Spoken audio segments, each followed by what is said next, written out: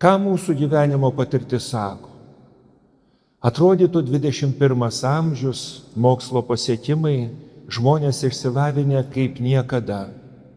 O žiūrėkim, juk pykstasi tautos, kariauja, riejasi netgi tos pačios tautos atstovai. O ir mes patys, kai žiūrim į savo širdį, yra tas karas tarp mano širdies ir mano liežuvio.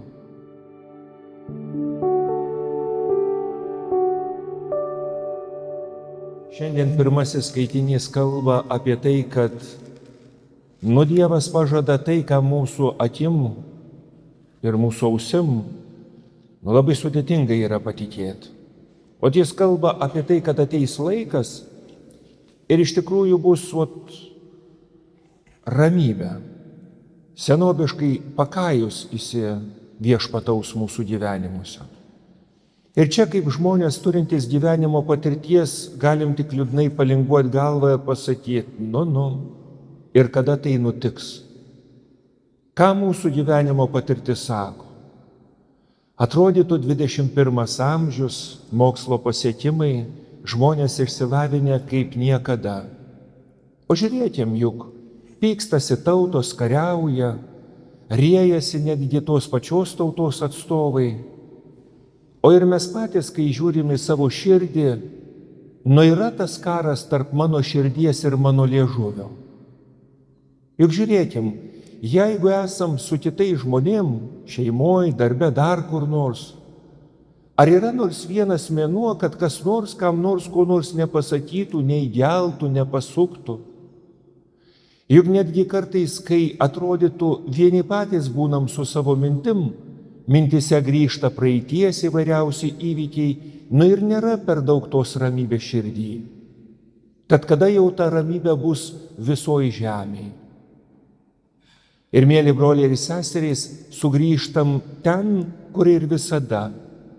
Juk Dievas šventajam rašte labai aiškiai pirštų rodo ir sako, va čia, tavo ir mano krūtiniai, tavo ir mano širdį prasideda arba karas, arba taika.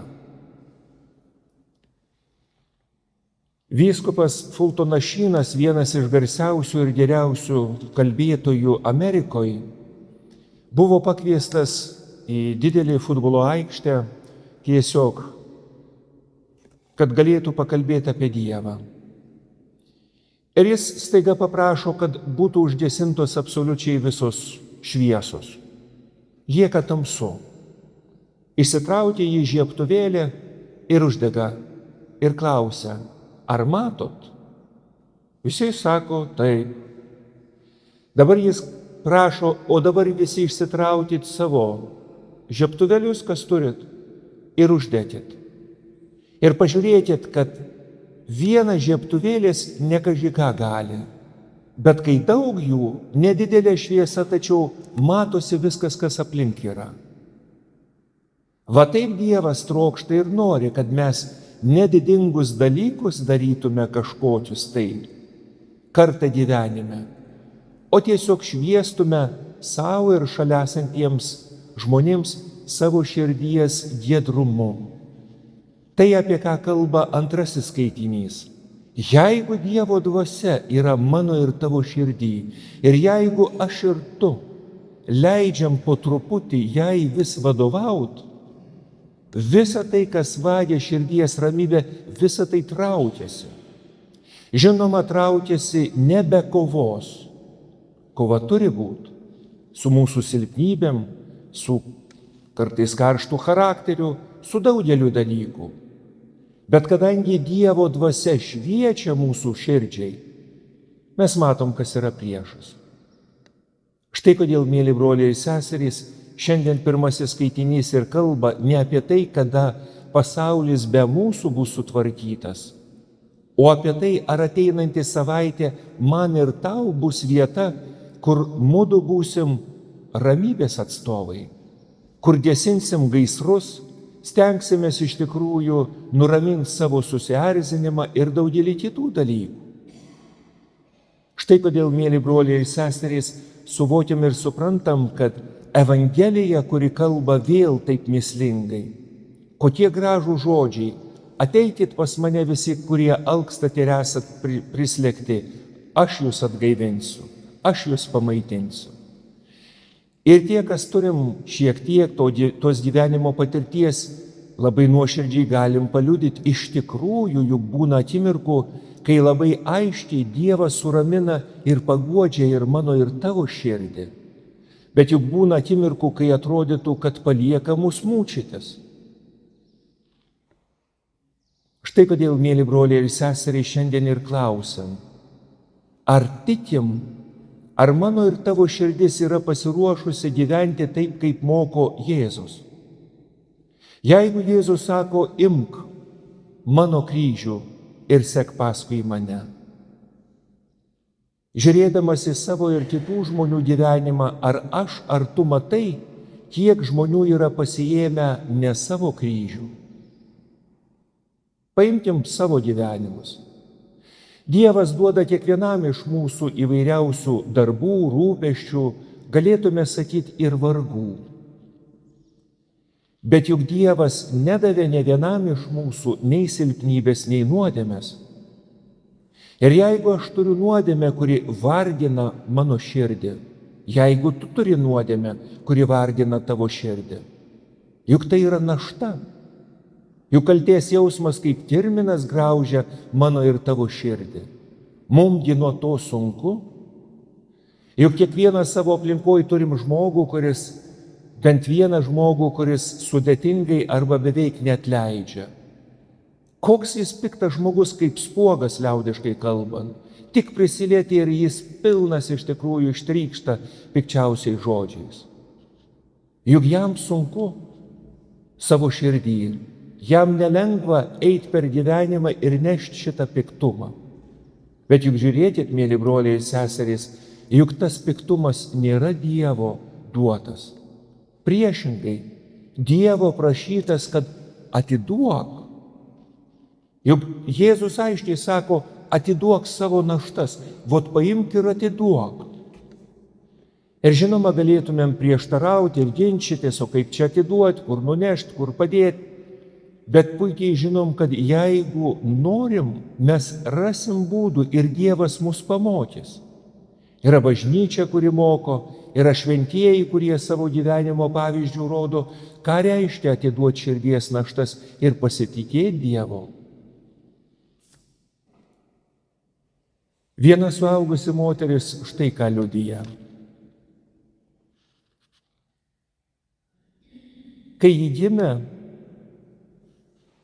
jos tikroji mama turėjo kantrybės tik keletą mėnesių. Buvo viena pati, ji nežino, kas jos tėvas.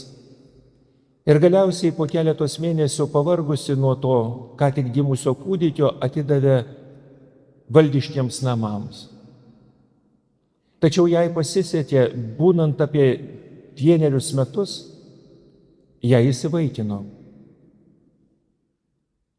Ir štai ką rašo ta moteris. Ir visiškai visiškai nepažįstama moteris ir visiškai nepažįstamas vyras tapo mano mama ir mano tėčiu.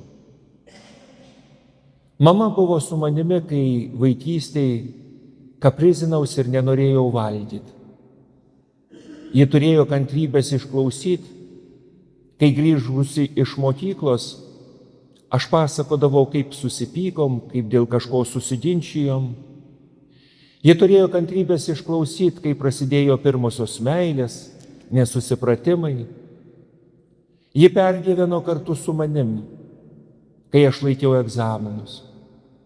Ji visada guodė, visada buvo su manim. Ir ji yra tikroji mano mama. Sakykit, mėly broliai ir seserys, ar galėčiau aš, ar tu galėtum pasakyti taip apie Dievą?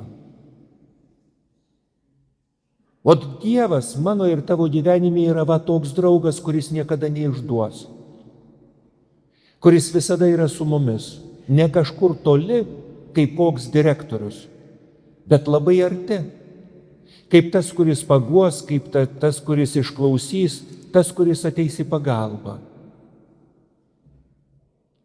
Ar Dievas yra tas, kuriam mano ir tavo širdis guodžiasi?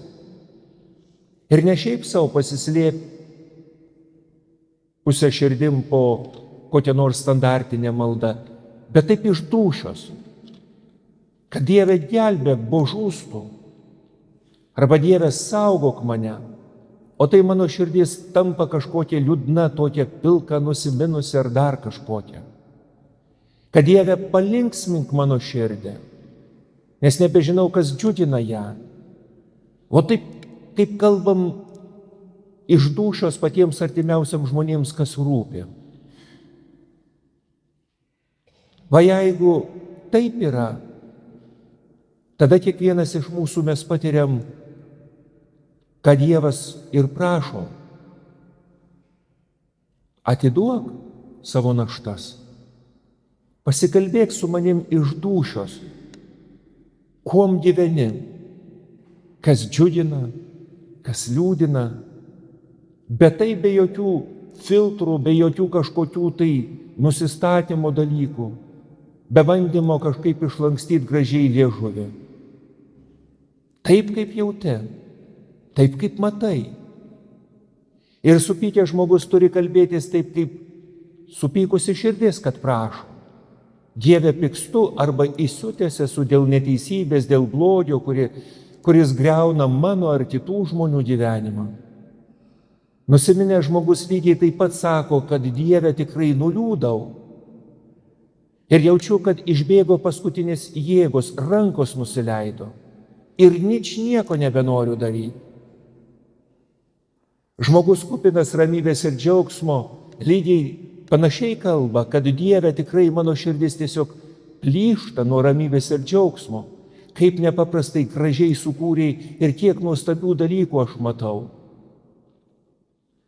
Štai kodėl, mėly broliai ir seserys, šiandien Dievas ir klausia: ar tikiu aš, ar tu tiki, kad Dievas tave ir mane kaip ta mama įsivaikino krikšto metu? Ir kad galim pasitikėti juo visiškai, visose gyvenimo aplinkybėse. Ne tada, kai ateis laikas žengti per mirties slenkstį. Tikim, kad Jėzus ateina mūsų pasitikėti.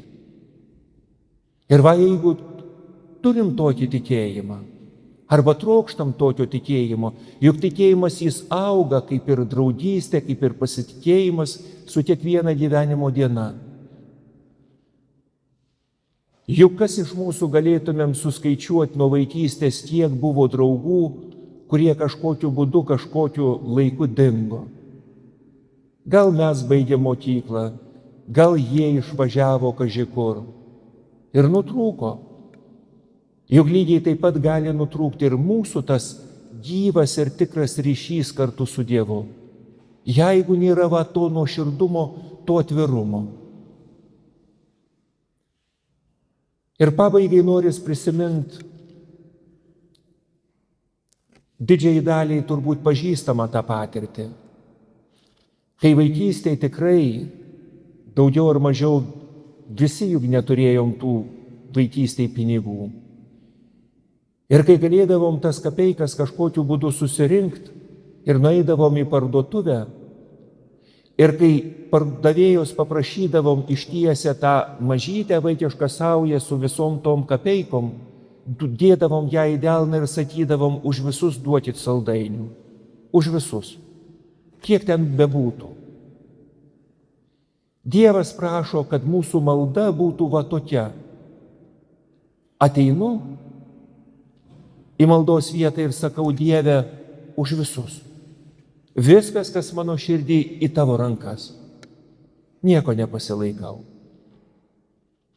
Ir tada, mėly broliai ir seserys, va mes patiriam, kaip ateina ramybė. Kai Dievas leidžia įvairiais būdais, tiesiogiai įkvėpdamas mintis, jausmus, ar per aplinkybės ir įvykius, kai Dievas suramina ir paguodžia, labai aiškiai sakydamas: aš esu čia. Aš atėjau, kad atkurčiau ramybę tavo širdį. Amen.